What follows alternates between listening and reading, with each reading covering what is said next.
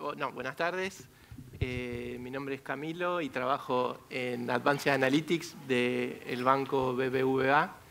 Y bueno, junto con Julián vamos a explicarle sobre la transformación digital, qué entendemos en el banco por la transformación digital, cuáles son los programas que hoy están corriéndose para encarar esta transformación digital y algunos casos de uso, uno en particular que no tiene nada que ver con el sistema bancario, pero luego dos que sí estuvimos desarrollándose y estamos implementando en el banco.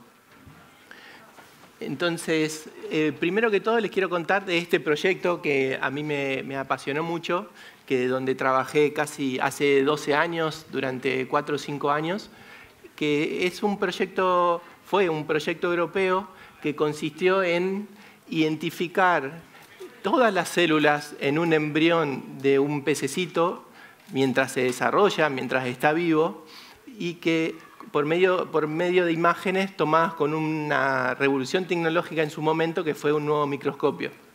Entonces, este microscopio toma imágenes en diferentes profundidades del embrión. Una vez por minuto se obtiene un volumen, y entonces a lo largo de 10 horas se puede captar cómo es todo el desarrollo de ese embrión y obtener imágenes digitales. Entonces, el proyecto consistió en técnicas de procesamiento de imágenes para filtrar las imágenes que salen de ese microscopio, identificar cada una de las células que van cada embrión nace con una célula, pero las imágenes se obtienen desde que tienen 1000 células hasta que tienen 10.000 o 15.000 células. Identificar cómo se mueven todas las células dentro de ese embrión y a su vez las células madres con las 2 células hijas. Entonces, lo que permite este proyecto entonces es identificar para cada uno de los órganos del embrión cuáles son las células que están relacionadas en ese órgano o que pertenecen a ese órgano y poder ir para atrás en el tiempo, porque está todo digitalizada la historia de ese embrión, y poder saber cómo son las relaciones que hay entre las células que pertenecen a un órgano o que pertenecen a otro órgano. Entonces ahora pensémoslo con otro punto de vista. Esto es como ponerle un GPS a cada una de las células del embrión. Saber cuál es la relación entre una célula y sus vecinas permiten conocer al detalle cómo es lo que se llama la embriogénesis de este embrión. Este embrión es muy importante porque es muy parecido en el desarrollo al humano, porque los dos somos vertebrados. Entonces, testear drogas en este embrión es sencillo, es parecido a testear drogas anticancerígenas en un embrión en los humanos. Entonces, la dificultad pasa por técnica, obviamente, porque nunca se había hecho esto digitalmente. Cada una de las imágenes que se obtienen en este embrión, o cada proyecto, cada experimento ocupa de imágenes RAW 4 GB, pero si las multiplicamos por cada una de las imágenes intermedias que se tienen que generar para llegar al resultado final, ya cada experimento por ahí ocupa 50 GB. Entonces ya no se puede realizar con una PC que pueda haber en un laboratorio de biología o con un centro de cómputo que puede tener ese laboratorio, sino que es imprescindible acudir a los últimos avances tecnológicos de ese momento para procesar y almacenar estos datos. Entonces, en esta imagen, por ejemplo, estamos viendo el resultado donde se identifican en las imágenes un conjunto de células y se pintaron de acuerdo al órgano donde terminan esas células, y entonces se puede ver cómo es la migración de esas células en el proceso de desarrollo de este embrión. Entonces la clave y cómo yo quiero relacionar este proyecto con todos los proyectos de ciencia de datos tiene que ver con este grafiquito de ahí, ese diagrama de Venn que vemos ahí abajo, que ya todos los vemos que es trillado y hasta nos aburre verlo en alguna publicación nueva. Pero verlo cómo impacta esto en un proyecto concreto me parece interesante. Entonces, para este proyecto teníamos la gente de más hardware, digamos, que produce esas imágenes, o los biólogos que producen esas imágenes y donde es imprescindible almacenarlas correctamente y tener el poder de cómputo muy poderoso para procesarlos. Entonces, en ese caso se utilizaban las máquinas del proyecto del CERN, en Ginebra, del colisionador de partículas. Después era imprescindible también tener matemáticos, los biólogos y ciencias de la computación o físicos para extender lo que se podía hacer hasta ese momento, desde el punto de vista de modelos o de procesamiento de imágenes. Y a su vez también ponerle límites o ampliar las hipótesis que los directivos de este proyecto o el management de este proyecto planteaban. Por ahí planteaba una pregunta que era sumamente obvia de resolver, pero ellos tenían el desconocimiento de que se podía hacer, o por ahí plantean algo que es sumamente difícil y es imposible.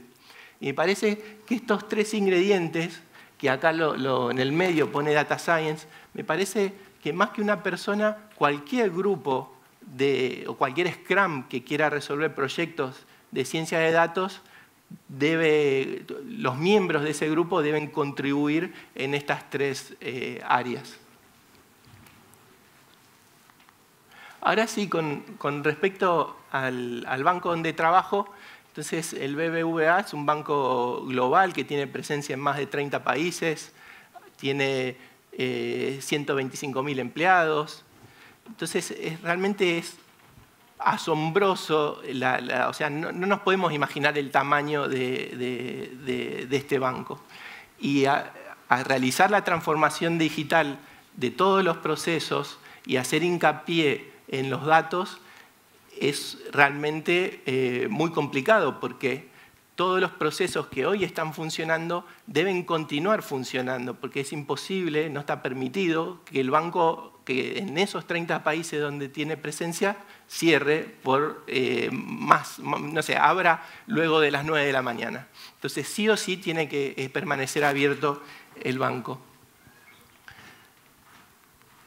Entonces, el propósito que se plantea el banco es, bueno, poner al alcance de todos las oportunidades de esta nueva era. Y ahí es donde yo relaciono con el proyecto anterior, ¿no? de la transformación digital que atraviesa cada uno de los procesos de todas las industrias, particularmente de la industria financiera, de punta a punta. Y es todo un desafío atravesarlo exitosamente a esto.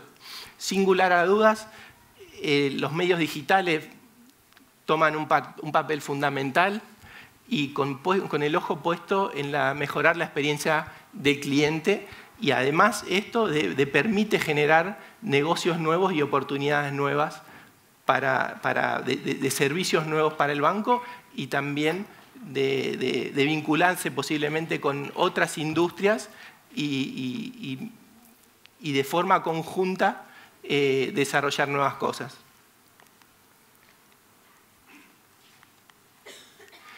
Con respecto a los datos, transformar al BBVA en una organización basada en datos donde el activo central son los datos. Esa es la estrategia fundamental.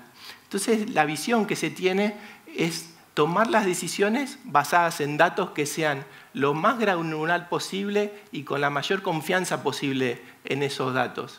Y que los algoritmos sean un eje central en cada uno de los procesos, productos y servicios que se ofrecen. Entonces, para esto tenemos cuatro facilitadores que el banco se propone desarrollar. Entonces, uno son las capacidades de cada una de las personas que trabajan. Tratar de identificar, ya sea interna o externamente, cuáles son las mejores capacidades que cada uno tiene, y tratar de elevar, tener muchos programas de capacitación para mantenerse actualizado con respecto a las nuevas tecnologías.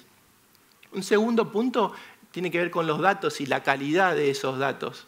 Tener un nivel de trazabilidad que conocer cuál es el dueño de cada uno de esos datos, al tener registrado cómo es el proceso de transformación de cada uno de los datos. En el ejemplo anterior, en la biología, donde el ejemplo que les mostré, me olvidé de comentarles que era muy importante, o es muy importante en la ciencia, la correctitud, la repetibilidad de la ciencia. Entonces, eso se transforma acá con el gobierno de los datos, estar seguro de que los datos son y van a permanecer accesibles. Impacto y ejecución, me refiero a que hay que trazar una agenda que sea correcta, que esté priorizada y que te permita ir avanzando paulatinamente en este proceso de transformación digital. No tiene sentido pensar hoy un proyecto donde no tenés los datos disponibles, o donde todavía no está madura la tecnología, o donde la gente todavía no está capacitada para desarrollarlo, o donde por ahí los usuarios del sistema financiero no tienen la capacidad de absorber ese nuevo caso de uso o ese nuevo proceso de negocio. Entonces, nosotros cada 3 meses decidimos cuál es la agenda y la priorizamos por medio de ceremonias Agile, cuál es la agenda que vamos a desarrollar en el próximo periodo. Esto cada 3 meses lo vamos refinando y actualizando. Y por último, la infraestructura tecnológica es fundamental. En el banco se está desarrollando una plataforma, ya está desarrollada y estamos utilizando una plataforma que es global para cada uno de los países, donde esta sería la plataforma, ¿no? Donde el objetivo es desarrollar los algoritmos o los procesos una sola vez y que luego se implementen en cada uno de los países y no tener que realizar, como se hace actual o previamente, que cada uno de los países implemente el mismo proceso de negocio. Entonces, accediendo a los datos de la misma manera, es posible que los algoritmos desarrollar el algoritmo una sola vez, parametrizado correctamente, cumpliendo las regulaciones de cada uno de los países, pero que ese algoritmo sea único y que pueda desplegarse sin ningún problema en todos los países. Entonces, en esta plataforma, que sería un data warehouse moderno, ingresan los datos, ya sean batch, real time o informacional, a un data lake, donde en ese data lake puede haber múltiples tecnologías corriendo o soportando los datos, almacenando los datos simultáneamente. Entonces, donde el dato se almacena en el lugar donde mejor puede vivir, donde mejor luego es consumido ese dato de forma más eficiente. Luego, con una librería o con una plataforma que se llama CrossData, permite de forma única acceder al dato sea donde sea que se encuentre, por medio de APIs. Entonces, luego los 3 roles acá tenemos marcados, los data scientists por medio de las herramientas de programación, o una persona de un proceso de negocio por medio de visualizaciones, o los procesos de máquina acceden al dato, a un único dato que se encuentra almacenado. Todo obviamente gobernado, cumpliendo con seguridad adecuada y con los datos y procesos gobernados. Ahora el caso de uso y el proceso que yo les quisiera mostrar es sobre cómo optimizar el costo de gestión del manejo del efectivo en cada uno de los ATMs o sucursales del banco. El banco francés o BBVA acá en Argentina cuenta con 250 sucursales.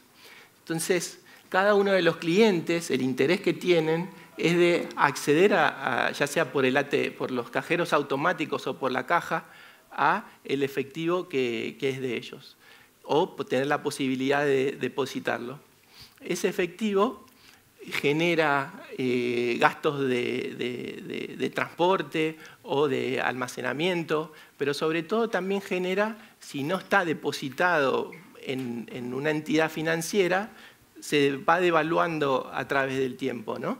Entonces, el efectivo que los clientes acceden está en la sucursal bancaria, que tiene que gestionarse adecuadamente para tener la menor cantidad de efectivo disponible, pero lo suficiente para cada uno de los clientes, y a su vez ese efectivo que es necesario o que sobra en cada una de las sucursales tiene que ser transportado con un costo asociado al Tesoro Central, y luego este Tesoro Central con el remanente puede depositarlo en el Banco Central o otras entidades financieras para hacer uso de la tasa que las otras entidades le pagan. Entonces, como conclusión, digamos que todos lo sabemos a esto, el que tiene un billete en la mano está perdiendo la posibilidad de ganar con la tasa que ese billete le puede generar si la tiene otra entidad o otra persona. Entonces, eso que nos pasa a nosotros en el día a día también le pasa a cada uno de los integrantes del sistema financiero.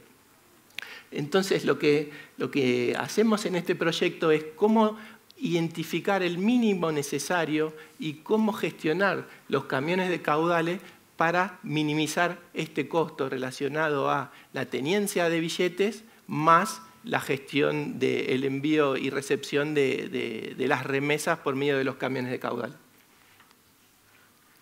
Entonces, los datos que tenemos disponibles acá son los movimientos de cada una de las sucursales, el saldo diario de cada sucursal, cuál es el envío o recepción de las remesas que realiza cada sucursal, el costo de transporte, que también hay un costo de transporte fijo, o sea, el hecho ya de enviar un peso tiene un costo fijo y luego un costo variable por la cantidad que se envía, y la tasa del sistema financiero, y bueno, y los feriados o fines de semana, eso también es un parámetro que esos días cada sucursal no opera.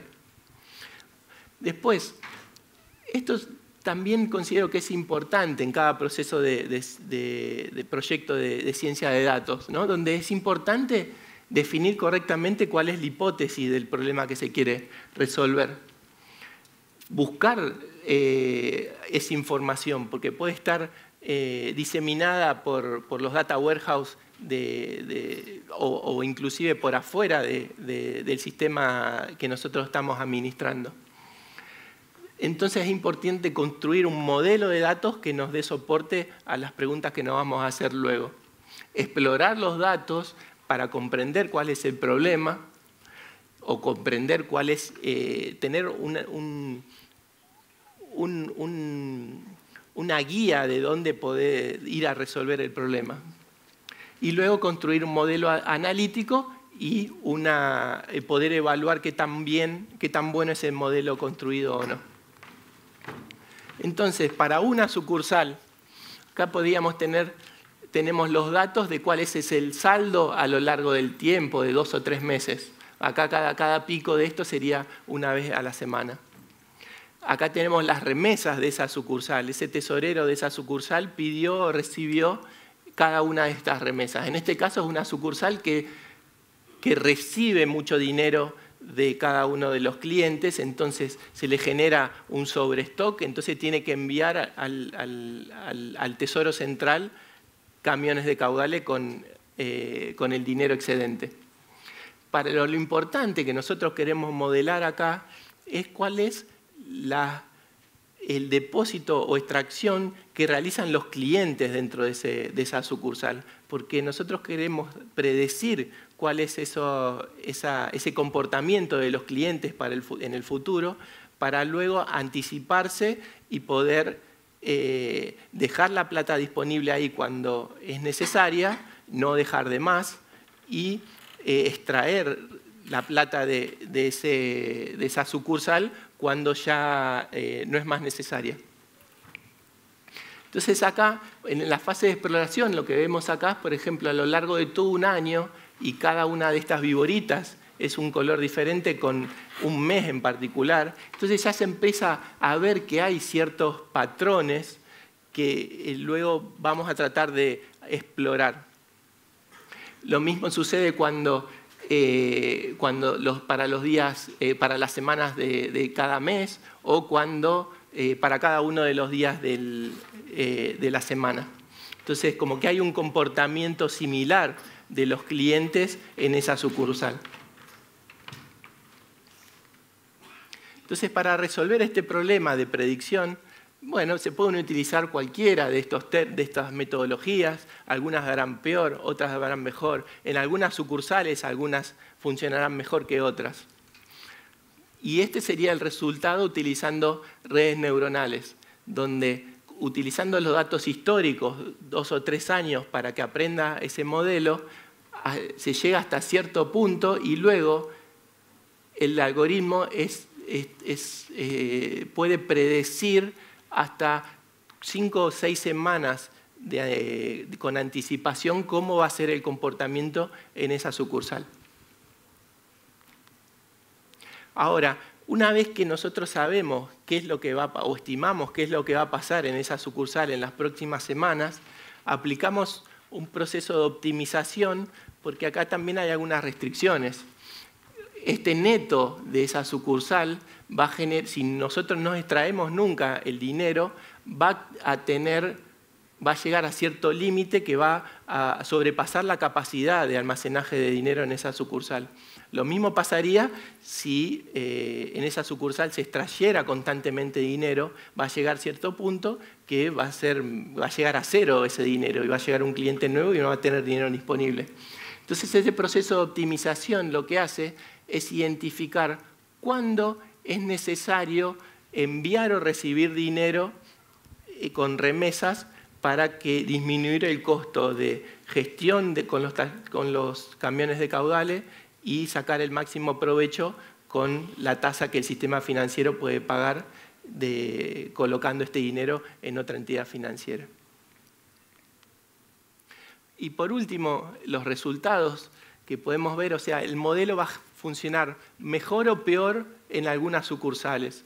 En las sucursales que la gente se comporta de manera periódica, donde todas las semanas o todos los meses la comunidad funciona más o menos de la misma manera, el modelo va a poder captar esa información y va a poder predecir correctamente qué es lo que va a pasar con un error menor.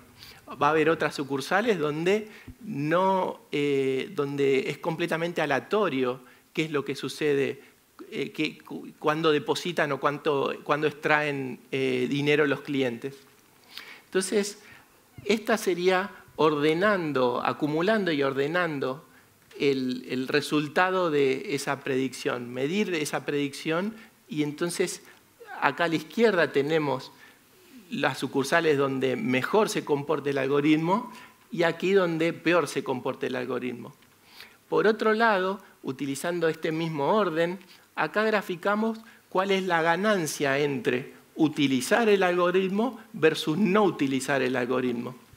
Entonces, de vuelta, de forma acumulada, grafico esta ganancia y entonces al inicio hay una pendiente mayor en esta curva porque hay más ganancia, pero donde funciona mejor el algoritmo, entonces se produce más ganancia de utilizar el algoritmo.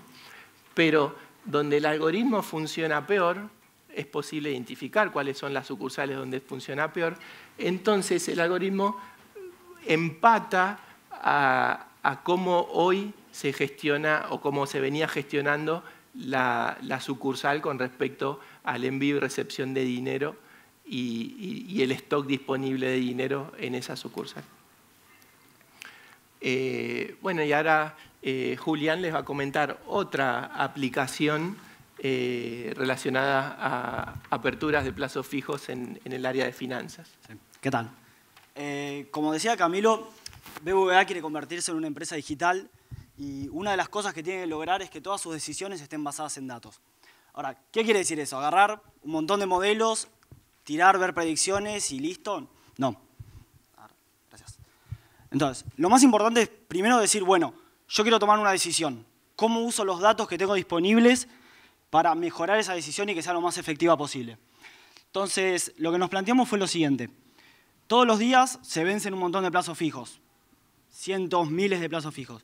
Ahora, la gente puede hacer dos cosas. Puede decir, bueno, agarro mi plata, ya estoy contento, me la llevo a mi casa, o lo renuevo y sigo generando intereses porque no la necesito. Entonces, el banco tiene que saber cuánta plata voy a tener que tener disponible aproximadamente para pagar para devolver esa plata, y por el otro lado decir, bueno, mañana me va a quedar tanta plata, puedo planificar a futuro qué hacer. Eso sería, por un lado, entender el dato. Y por el otro lado, que va a ser al final, la idea de decir, bueno, si yo tengo una palanca que sería, en el caso del banco, la tasa. Yo puedo mover esa palanca. ¿Qué quiero? Subir la tasa, porque la verdad no necesito hoy en día plazos fijos, bajar la tasa, subir la tasa porque necesito, o en realidad no necesito plazos fijos hoy en día, bajo la tasa. Ahora, no quiero mover la palanca de más, quiero saber si lo subo mucho, qué va a pasar, un poco, cómo afecta la situación del país, un montón de cosas. Hay información por todos lados. Entonces, ese sería el objetivo. Más para acá. Entender, dadas las situaciones, qué va a pasar, en este caso, con las aperturas y las renovaciones de los plazos fijos. Entonces, como todo proyecto de Data Science en general, hay 3 grandes pasos, que serían, primero, entender cómo es la dinámica del problema y los datos, cómo se comportan y cómo interactúan las distintas variables. El segundo es hacer el modelo y hacer una predicción. Y el más importante, es en donde viene basarse la toma de decisiones basada en datos, es decir, bueno, ¿qué acciones puedo tomar al respecto? ¿Cuáles son mis variables que puedo manejar? El dólar, por ejemplo, no, el dólar existe. ¿Yo qué puedo hacer en este caso? La tasa, por decir. Entonces, voy a contar un poco qué surgió de la exploración de los datos, cuál fue el modelo utilizado, un poco por arriba, un poco teórico, y qué decisiones se pueden tomar al respecto. Bien, entonces, lo primero que nos dimos cuenta fue que la gran cantidad de las aperturas de plazos fijos vienen por renovaciones. Muy raro que una persona de la nada tenga un montón de plata y diga, me parece que voy a abrir un plazo fijo. No, gente que viene acumulando, bueno, empecé con 1000, tengo un poco más, voy ahorrando de una forma u otra y lo ahorro en ese momento. Entonces, ¿cómo es que lo vimos? Era una hipótesis, pero se nos ocurrió, bueno, vamos a corroborarla. Entonces, lo que se ve es una medida que se llama la cross correlation, o la correlación cruzada, que te dice cómo una variable afecta a la otra. Entonces, por ejemplo, acá te dice que si la tasa es alta, va a haber muchos plazos fijos. No es una sorpresa, todos lo esperábamos, pero ¿cuánto tiempo antes afecta? Alrededor de 20 días. La gente se acuerda, bueno, che, estos 20 días estuvo alta, vamos a hacer algo al respecto. Y por otro lado, al revés, baja. ¿Qué quiere decir? Abrieron muchos plazos fijos, el banco dice, bueno, ya está, estoy bien por ahora, bajo la tasa, y se genera todo este circuito. Entonces, uno puede plantear una hipótesis y empezar a... no esperaba eso. ¿No? Bueno, no la esperaba. No, está bien. No hay denuncia. Me voy bien. Bien, entonces acá estaríamos empezando a entender los datos y qué variables tenemos que usar. Por ejemplo, los vencimientos, seguro. Bien. Esto vamos a pasar. Acá iba a contar un poco que no usar los modelos más simples, pero estamos medio corto de tiempos. ¿Hay tiempo? 2 minutos. Ok. Bueno, ya está. Bien, entonces, el modelo que se utilizó... y este es como la cuarta pata sería de qué es hacer data science, y es investigación, es una ciencia. ¿Qué quiere decir? Uno no inventa la rueda todos los días. Hay un montón de gente en otros lados que ya hizo cosas, se para arriba de sus hombros y sigue para adelante. ¿Cómo? Leyendo papers, libros, canales de investigación, lo que sea. Entonces, en este caso me basé en estos 2 papers para hacer el modelo de predicción, que originalmente era para clasificar audios. Uno le daba cómo era la voz de una persona y quería determinar si un audio correspondía a esa persona. Aunque no parezca, es muy similar. Tenemos 2 series temporales, queremos compararlas o hacer una predicción de una frente a la otra. No parece, pero es lo mismo. Bien, les voy a contar un poco qué es el algoritmo, sin entrar en código ni muy para arriba. Y es lo siguiente. Todos sabemos o tenemos una idea de qué es una red neuronal, las convencionales. Tenemos varias capas, una conectada con la siguiente. Pero ¿qué es lo que pasa? Tenemos un montón de parámetros. Supongamos que queremos ver los plazos fijos de acá a un año. 1 por día. 360 en la primera capa, en la segunda. ven cómo explota los parámetros, es imposible, necesitamos un montón de datos, no se puede. Entonces lo que proponen es decir, che, pero en realidad lo que pase hoy no importa tanto de qué pasó hace 2 meses, importa lo que pasó ayer o anteayer a lo sumo. Entonces se limitan a mirar vecinos. Bueno, las aperturas de mañana van a depender más que nada de lo de hoy y capaz lo de ayer y anteayer. Está poquito. Entonces, como que van metiendo distintos ingredientes. Entonces dicen, bueno, pero en realidad yo también quiero ver qué pasó hace 1 mes, 2 meses, hay una tendencia a largo plazo. Este es otro de los problemas. Tenemos series que dependen de lo corto, si es lunes no es lo mismo que si es martes, increíblemente, y también el macro. Ahora, agosto no es lo mismo, no pasaba lo mismo que en marzo. Tenemos que saber, bueno, hay una tendencia. ¿Cómo es que lo hacen? Empiezan a stackear capas, una tras de otra, pero cada vez mirando más para atrás. Entonces, primero miraba un día, en la siguiente, no, voy a saltear. Y así de a poco voy mirando más al pasado, pero dándole menos importancia. Entonces, puedo terminar mirando toda la serie, pero con 1/10 de los parámetros. Es más, va lineal con la cantidad de tiempo que quiero mirar para atrás. Cuando la otra iba, no sé, más que exponencialmente, algo así. No tengo idea. Bien, ¿qué más? Van metiendo ingredientes. Lo siguiente llaman lo que es una conexión residual. Y es para decir, bueno, che, en realidad lo que pasó ayer es casi lo que va a pasar hoy. No, es casi lo mismo, es ayer, es hoy. Entonces, démosle la posibilidad a la red de decir, bueno, aprender lo que llaman la identidad. O sea, no pasa nada nuevo. Y eso lo hacen diciendo, bueno, salteate esta capa. Si querés, salteala, haz lo que quieras. Bien. Todo esto lo que está bueno es que uno, si ya entiende los datos, puede empezar a meter la arquitectura de la red, en este caso, tuneada exactamente para que replique el comportamiento que uno espera o que ya vio. Bien, ¿cómo sigue? Ahora tenemos 2 series realmente. Más de 2, tenemos un montón. Queremos saber las altas, que eso sería nuestro objetivo. Pero también tenemos los vencimientos, la tasa de interés, el dólar, el riesgo país y tantas como quieras poner. Entonces, hay que juntarlas de alguna forma. ¿Qué es lo que hacen? Bueno, armemos 2 de estas redes y juntémoslas. Bueno, y empieza la red a detectar comportamientos cruzados entre las 2. Y al final de todo dice, bueno, ya está, ya tengo todas mis piezas, ¿qué voy a hacer? Entonces lo que hacen es, juntan todas estas piezas que les fui contando y dicen, bueno, lo hago pasar una vez. Entonces tengo ¿cómo es la relación de hoy con ayer? Me lo quedo. Por acá. Y eso lo mando a la siguiente, o sea que voy a empezar a ver la relación a 2 días. De vuelta, me lo quedo. Y así voy siempre, termino, vuelvo a meterlo, agrego más días, real doble, no da 1. Y cada vez voy quedándome con qué es lo que estoy viendo. Cuando junto todo, voy a terminar viendo cada vez con menos peso qué pasó ayer, hace 2 días, hace 4, hace 8, y así pueden ver cómo va creciendo. Juntamos todos, lo mandamos por un par de normalizaciones y ello, hasta el output, y ahí lo evaluamos con la vida real. Bien, bueno, acá justamente ya se los conté qué tipo de variables veníamos usando, eso. Y ahora un poco los resultados. Vamos a ver qué dio el modelo. Bueno, al parecer va muy bien, esta gente sabe lo que hace, y yo me copié de eso, así que funciona. Bien, para los que vienen haciendo un poco de Machine Learning, tener un R cuadrado de 0,92 y que la varianza aplicada también sea alta, eso está buenísimo. Quiere decir que, bueno, parados acá podemos decir, podemos llegar a saber mañana, dentro de una semana, y si lo pensamos un poco, dentro de 30 días, porque los vencimientos a 30 días no aparecen de la nada, ya lo sabemos, podemos saberlo. Entonces, de acá en 30 días podemos saber, bueno, qué va a pasar, cuánta plata vamos a tener que dejar disponible, cuánto nos va a quedar a nosotros.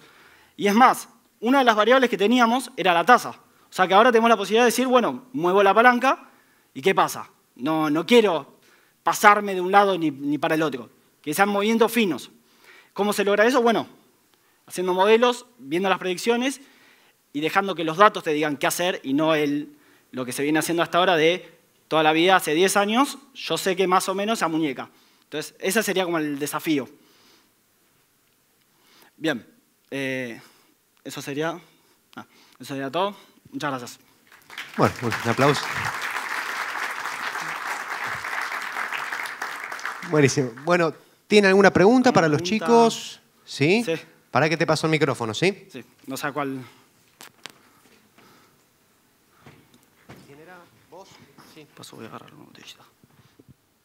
Sí, les quería preguntar, ¿cada cuánto se actualizan estos modelos o si se están actualizando todo el tiempo, teniendo en cuenta justamente los cambios en la economía argentina que es muy volátil, digamos? Bien. Por ejemplo, los modelos de camiones de caudales, cada día llega información nueva con lo que pasó el día anterior. Entonces, todos los días actualizamos, generamos un modelo nuevo para cada una de las sucursales y esa información, entonces, del día anterior es utilizada para la próxima estimación y optimización. Sí, y el de plazos fijos, si bien ahora mismo está en la parte de testeo, estamos cerrando que esté todo bien, está armado de forma tal de que medio tenga en cuenta la situación del país. ¿Cómo? A través del dólar, en realidad más que nada la variación del dólar, el índice de inflación y las tasas del Banco Central. O sea, cuando hablo de las tasas siempre es respecto a, porque hoy en día más como está el país, decir 50% y te vas a Europa y decís, toma, te doy una tasa de 50, se vuelven todos locos. O sea, no, el número así solo no te dice mucho. Pero salvo que haya un cambio terrible, como que ahí no hay modelo que te salve, que rompa la economía, tendría que venir funcionando y actualizándose con los propios datos que se les da. Una pregunta más, sí.